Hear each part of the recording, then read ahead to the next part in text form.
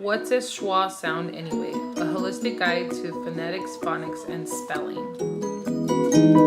This book discusses the English sound system and its relation to reading and spelling, and how to apply it in the classroom. First, we must understand vowel and consonant sounds. A vowel sound flows through your mouth unobstructed, while a consonant sound has the flow of air cut off. Let me explain. We say A for the O vowel and S for S, a consonant sound. When you try it, you can see that there's no obstructions for any of the vowels. When doing a consonant, your breath stream is obstructed.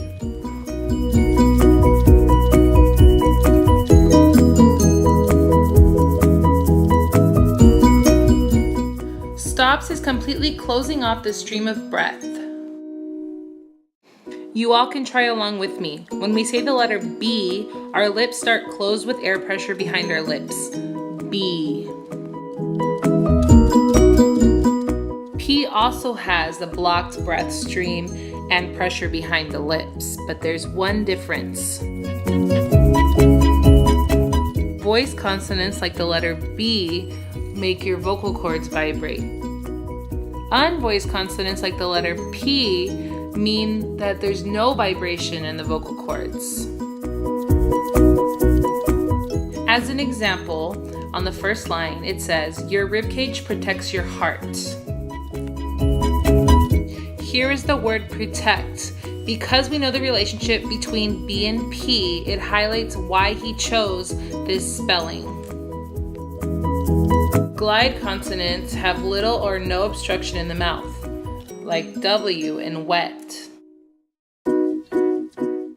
With liquid consonants, airstream is somewhat interrupted, but no real friction, like the word L is in lap. Opening your mouth, you vibrate your vocal cords while pushing air out of your nose. An example, M.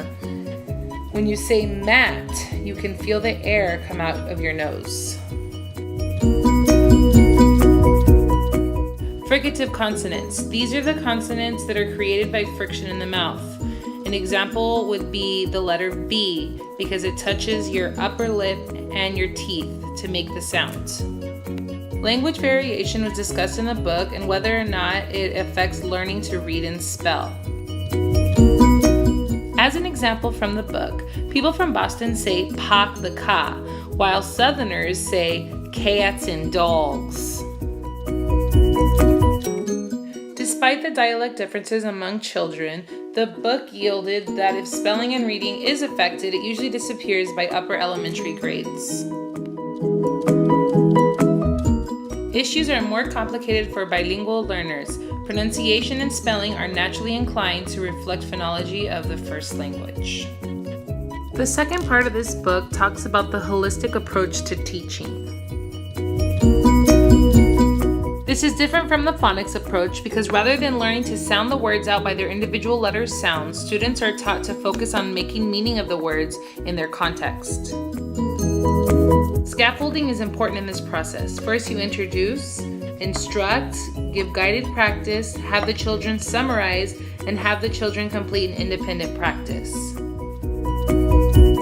Through rich literacy environments, strategies, invented spelling, and modeling, students are developing the skills that they need. Back to the title of the book, what is schwa, and why should you care? The book defines schwa as a weak mid-central vowel sound in English that occurs in unaccented syllables, symbolized by the funny little upside-down E that you've probably noticed in dictionaries.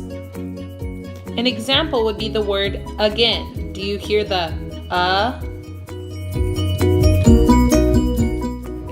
The schwa is the most likely sound to be misspelled. This is because it's not related to pronunciation, but rather to the word's origin. This means you can't hear which letter to use. Phonics can't help you. At the end, I'll have you try. Wild suggests that the most important role we as teachers can play is to respect and support students' growing knowledge.